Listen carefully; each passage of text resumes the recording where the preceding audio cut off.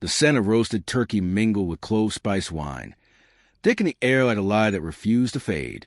My hand hovered over the crystal glass, watching the surface ripple, not from touch but from the low murmur of conversations around me.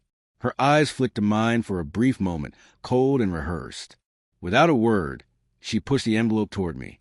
The paper slid across the linen tablecloth, like a whisper. Sign here, pitiful fool.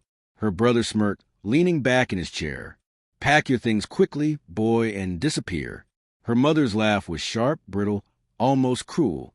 You won't leave with a thing. They were waiting for the break, the crack, the imploring look, but my heartbeat slowed instead of racing.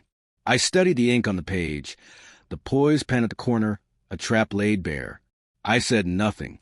I signed nothing. I rose, walked to the bedroom, and began to pack. Every shirt folded neatly, every drawer emptied with deliberate care. They assumed I was defeated. I let them think so. By the time I zipped the final bag, a smile tugged at my lips. That night, while they drank and congratulated themselves, I made a call that would ensure this Christmas would haunt them forever. It hadn't begun at Christmas. The seeds were planted months earlier in the late summer, when I heard her laughter spilling through a half-closed bathroom door. Not at a party, not with friends, but into a phone, whispered between pauses too intimate to ignore. I asked nothing, stored away.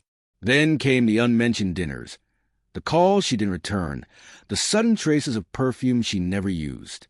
Her brother began appearing more frequently, her mother's glances sharp and measuring. One evening, I reached for a phone on the nightstand, not to spy, or so I told myself, but to set an alarm.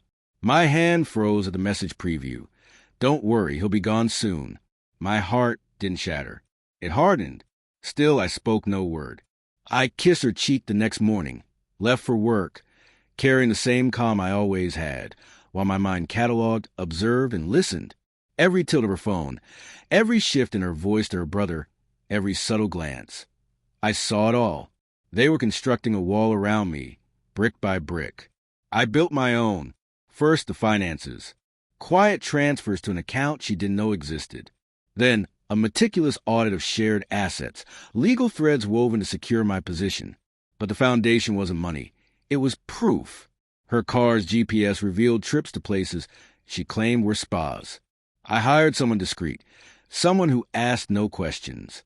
2 weeks later, I had photographs, unambiguous, clear.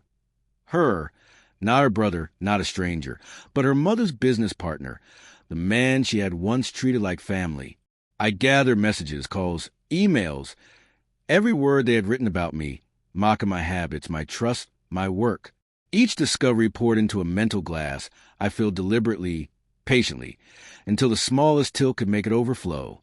All the while, I remained at the table, laughing when expected, allowing them to believe I was harmless. They had scripted my execution. I was building my escape.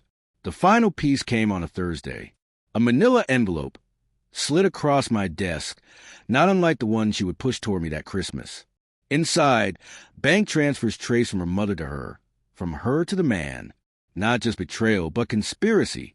That night, I set the folder on the kitchen counter and waited. She returned late, her scent tinged with his cologne. Her eyes fell on the file. Slowly, carefully, her face began to crack, ice splitting beneath footsteps. "Where did you get this?" she asked.